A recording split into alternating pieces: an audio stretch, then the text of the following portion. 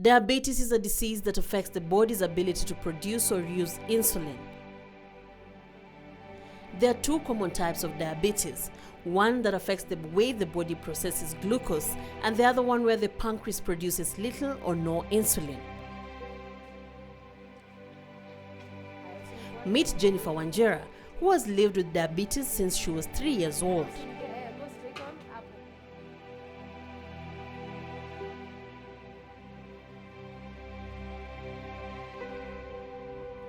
At the age of 11, Jennifer lost her parents, leaving her to deal with the hardships of life at an early age.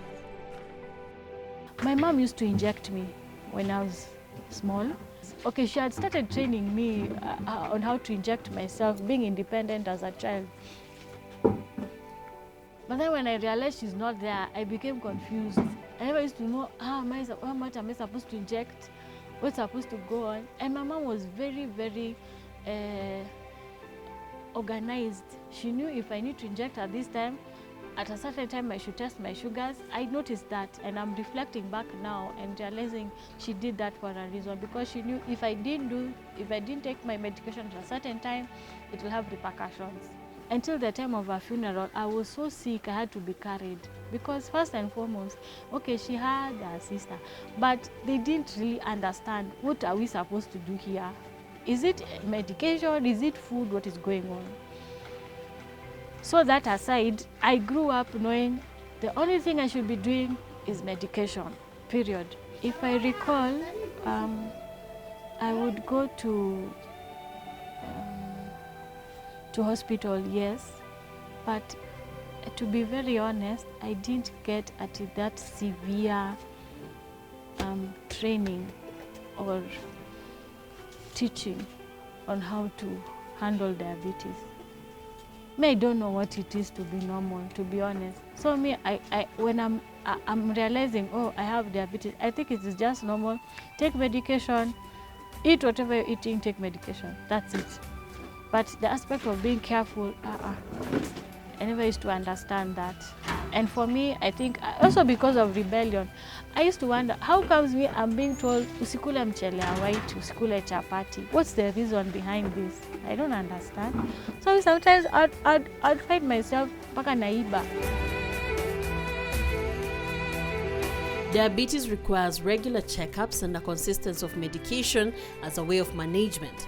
However, with Jennifer, this was lacking, and as a result, this slowly but surely affected her system, with her eyesight becoming the worst hit. I was not born blind. I noticed when I was in Form 4, my eyes became very sensitive to light. And it's not a condition that just stayed, no. It would come and disappear.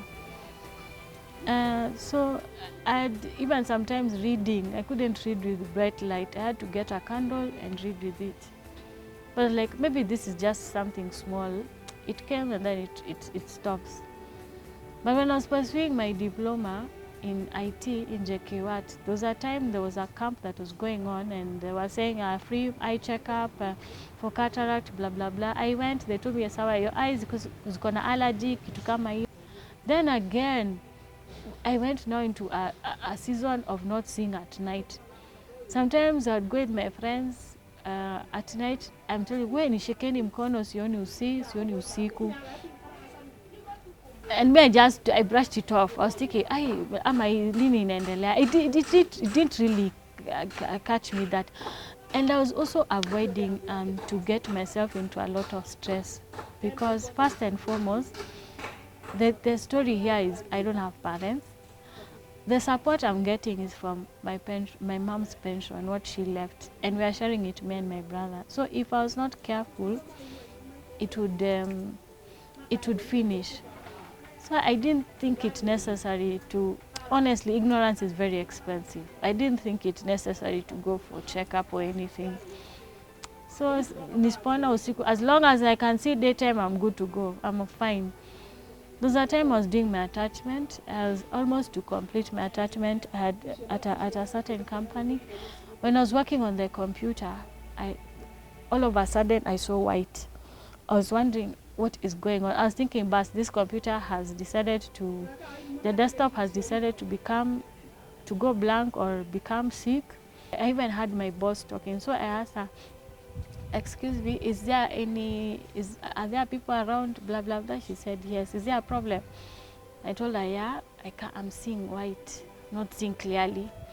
So yes, there was a problem, and I was taken to Kenyatta. First I was taken to the optician. They told me my case is not for an optician, it's for an ophthalmologist. I went to the ophthalmologist, and yeah, he told me, now for what we can see, you have retinopathy. Then he was like, now what we'll do, we'll take you through a session of laser, which I did, and it was successful, because now the eye, what he told me is that my brain was producing membranes from the back and they were pulling on the retina. And he was telling me this was caused because of the diabetes. Then I asked him, how is that? He told me it's just because of the sugar levels, they are not balanced. So I knew, whoa, here there's a problem. I tried already to keep the sugars balanced, but it's like the damage had already been done. When he did the laser, I had to go back, because the eye again I saw white. And this time I was really hoping to get a good job, because I was really working myself proper to get a good job. But he told me, now this is the situation where you are in is a bit complex, so we might need to do an operation, whereby the retina had pulled off, it's just hanging there in the brain. I could not see anything. Or actually it started with the right eye, the left eye.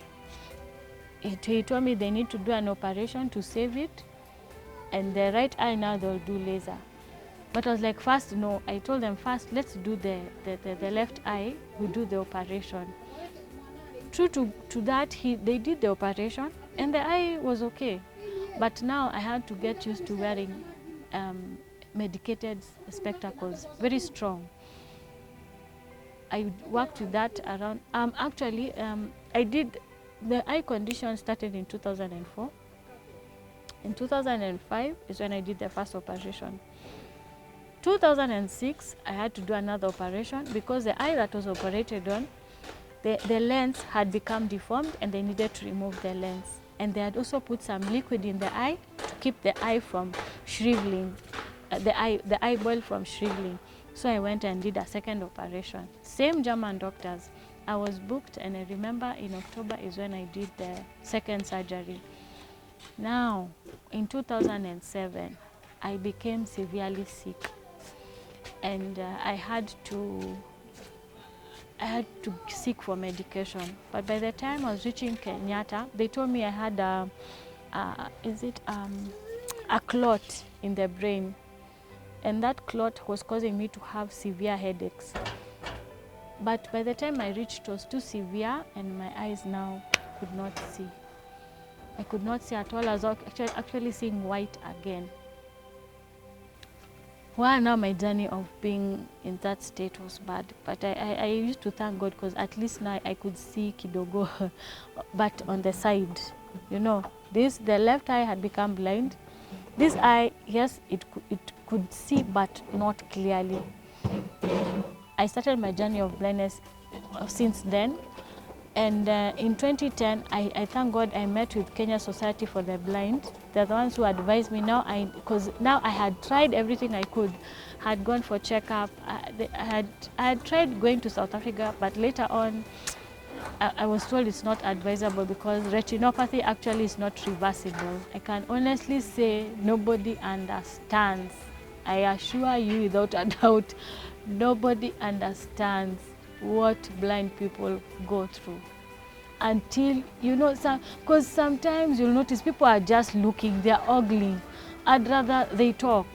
There's a lot of stigma for guys who are blind. That is a serious challenge in this nation, and also there are very few facilities for example, it's true there are lifts, yeah, but some lifts need to be put braille, so that we can if I'm alone, what do I do if I need to go up the lift? I don't know where the numbers are. If you put braille, would really appreciate. Another challenge I faced is I wish there would be a way applications would just be made available for free, whereby if I need to get an application that will, if I have to focus, and phones, you know, being blind is quite expensive. I have to tell people, please, this idea, you know, that is a bit of a challenge. And even I wish that something could be done for them to restore back the motorbikes in town, because blind people are suffering. Like recently I went to town, there were no motorbikes in town. I had to pay trolley guy into a trolley anifikishe kutoka Odeon until bus station with 100 shillings. In town it's 100. That is quite expensive.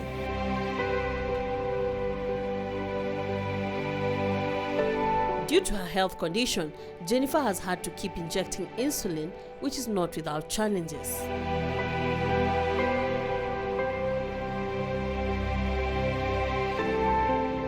For diabetes, I have to self-medicate. Now, medication unapewa like a month's supply. So these medications have to be refrigerated, and unfortunately, I do not have a fridge. It's very serious. So I have to rely on the tiles, baridia tiles, huko chini. So it's not good. And I cannot also rely on a neighbor, because maybe the time I may need another refilling, because they come in pens like this. So if I need to get like the other pen, I have to go be sure on the dot if she's not there, you know, or what if anything. It's good it's good to be independent in such aspects. So how are you able to maybe live beyond that challenge? Like for instance, doing sugar tests. Okay, I have a blood sugar test kit, but it doesn't talk. So for me, I have to go according to, if it's a neighbor, I stay alone. If it's a neighbor, I need to get someone who I know, labda they are at home. So I need to know when they are there, so that time when they are there, I go and I test. They help me get to test, and then they tell me how much the sugar levels are. So, and is it something that is direct, or if you get a neighbor who doesn't know how to read it? I have to explain for them. It's not direct. I need to explain, because you know, because I need to prick myself. When I prick, there's blood that will come out. There's some guys who can't stand blood, so maybe they're a bit scared. So if I see someone is accepting or able to do that, now that will be my target. I know they'll be able to help me. So I go to them, then I get tested. But it's not at direct as such. So what's the worst case scenario you've had dealing with diabetes and having visual challenges? My worst case scenario, let's start with the diabetes. I've been in a coma before. Number 2, getting severe attacks. When I say attacks, I mean they go down below normal. For a normal human being, it's usually between 4 and 7. But for someone with diabetes, it can go even more below 4. It reaches 1. Now, when it reaches 1, you are not conscious, and you actually, for me, I've reached a point where I convulse. I even start removing foam from the mouth, and almost death. How are you able to deal with that? First and foremost, I make sure before I sleep, I test. Okay, I go to a neighbor. If the neighbor is not there, I have to be really alert with what I've eaten in the evening that can collaborate with the medicine, the dosage I've been given for the evening. So when I'm injecting what I've been the dose for the evening, I'll have to make sure I eat well so that it doesn't go down. But in the case where it goes down, believe you me, I do something called prayer. I really pray that things don't get worse, because right now I really depend on God, and if I know He's taking care of me, I know it's sorted. Sometimes you find that people think you're pretending. Like for example, if I were to ask someone for help on the road, first they look at you, although I can work with someone, then they'll be like, hey, huyo mtu amekuangalia. So they look at you a lot. Number 2, let's say for example, I need to like read something, like notes maybe I've been given in school or something I need to read. I need to get someone anaona. I can't do it on my own. Another challenge I face is, let's say for example, I need to put token. I need to get someone to put for me the token. They've not brailled the token. What do you call them? The token The system. System, yeah. It's not being brailled or put in a way that can be convenient for us. I've hit posts, I've hit windows before, because the white cane we have is it focuses on the lower part. So maybe you could be passing quickly, you need to go, like let's say for example, I need to get someone, a neighbor, to go come put for me token. Maybe they've left their window open and I don't know. Wow, I bash into it nicely. And then maybe the door is open. So I've weird myself from hitting the door, and at the same time I've hit the window. I feel something should be done about the tokens. Yeah, it would really assist guys with disability. And also, let me talk about the guys who maybe have crutches or on wheelchair. Sometimes they also suffer. They have to get, maybe if they can be put down somewhere where it's convenient for them. I think that would be really assistive. Besides adapting to the world of optical challenges, Jennifer has learned that there are other challenges which affect blind people. Today you've gone to town and you want to move from point A to B and there was no one. And how did you deal with it? Ha! Me, I don't know if you'll believe me. I did that. I told the makanga, nipeleke tu pale Shell, nisimame tungoje tu. I just stood there.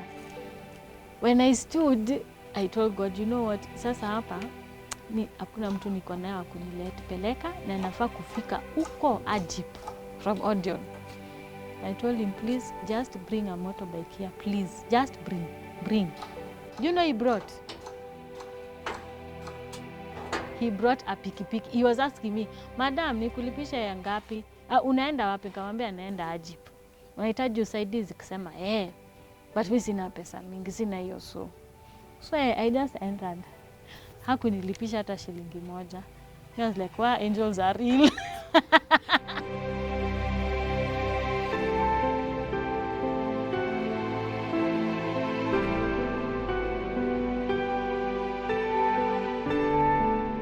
I've learned it is very important for anybody to take care of yourself. If you don't value yourself, you'll end up just sabotaging your own life. You yourself with your own hands. Another lesson I have learned, I should never compare myself to anybody. Yes, there are people who can see, but disability is different depending on every person. There are those who their disabilities within. I've learned that. There are those others, their disability is quite obvious, like what I'm going through. Yeah. It's very obvious. So that's one I've learned. Number 3, I have learned to take a step at a time. I should never be in a rush to do anything, including relationships, where I think at any guy can come, we decide, yeah, we marry, never. I've decided you take a day at a time. The other thing I have learned is about prayer. I know it may sound a bit spooky. Yeah, for people who are not Christians, perhaps. I know. But you know, you work with what works for you. For me, prayer has worked. What if you don't pray? There's the inner you, where you know, I have goals and objectives, yeah? Yeah. Despite now the divine aspect, I have goals and objectives. For this, whatever you're going through, there has to be a reason. There's always a reason for everything, yeah? When you realize what the reason is, you will never despair. Another challenge is, let's say maybe I'm in a matatu, yeah, or I'm traveling somewhere. Then I feel the sugars are going down, or even I'm in church. You know, not everyone, I can't go announcing, but I have diabetes, I have diabetes, I have diabetes. So that, because when they go down, either I need to get something sweet to take, okay? And maybe I'm financially challenged. I need something sweet, I need a banana, I need, you know, or food there and then. And maybe the sugars have gone down in the during the afternoon. Maybe I'm in church, But for me to come out of the church and go and get something to eat, and maybe I'm not financially able, it is hard. I like knowing more about what is coming out, softwares for blind people, the latest programs they have, and also like I like hanging around with my friends. There are some who are really funny, so I like staying around positive people. What's the worst thing about being blind for you? Not knowing colors. I love colors so much. So I'm not able to see colors, and then you get to know new trends, new hairstyles. I like knowing such stuff. What else? The roads. Wow, I've heard the roads have. Hey, kwanza that one. I need to see the infrastructure of China and the SGR. SGR, yeah. I want to see those things. Yeah, I'm hearing it. Hey, well, you really desire. But yeah, those are challenges that I go through. Any regrets? Nope. Honestly, never. That's how I look at it. I don't regret anything. This is a new world by the way. Honestly, it's a new world. Things have changed for me, but I don't regret anything, honestly. In fact, I enjoy this life. Although it has challenges. It's interesting to hear someone say they enjoy it. Yeah, you enjoy because you learn something new. Since you became blind, perhaps, what was your best life lesson from that? I learned our other senses are very, very high. That is the best lesson I've received. Our ears are very paramount, including our sense of smell and our touching. Because for me, wearing clothes, I have to touch. And if I have someone who is near me to tell me that this is black, I'll have to master that cloth by the way I've touched it. I remember, and it works. It works, yeah. Memory and touch, sorry. That hand on this side. Memory and touch. So if you have two red sweaters, yeah, I have to master the fabric. fabric. That are almost the same. Yeah, you master the fabric by touching. And how is that? Not all fabrics are the same, and I don't think at any point they'll ever be the same. Depending on, because it will be difficult for someone to go to a shop and decide they are going to buy a whole shop red sweater, isn't it? Yes. I'll have two different red tops, so which is true. Actually, I have, but one is a blouse, one is a sweater. So I just feel the fabric and I remember this fabric is red. Yeah. So now you've mastered the colors. Yes, you master the color and the fabric. You get to perhaps one of your lowest moments and you feel like giving up. Like, how do you deal with such situations? I try and remember everything I've learned. I don't remember the past. The past will actually kill you. That's what I've learned. I never remember the past. I remember every good thing that I've learned, the positive. If I've learned how to be happy, I'll tell myself I need to be happy, okay? If I've learned, I remember every good thing that I've learned. And then again, I remember I like laughing. So if I remember anything that made me laugh, I will laugh, okay? But yes, I know somebody is thinking, wondering, okay, sai niko down, things are really looking bad for me. Let me tell you, it's as good as looking at that thing and seeing. I'm telling you that I know for a fact, despite however bad things may be, there's always a solution for everything. And that solution is either within you or it's just in front of you. Just seek.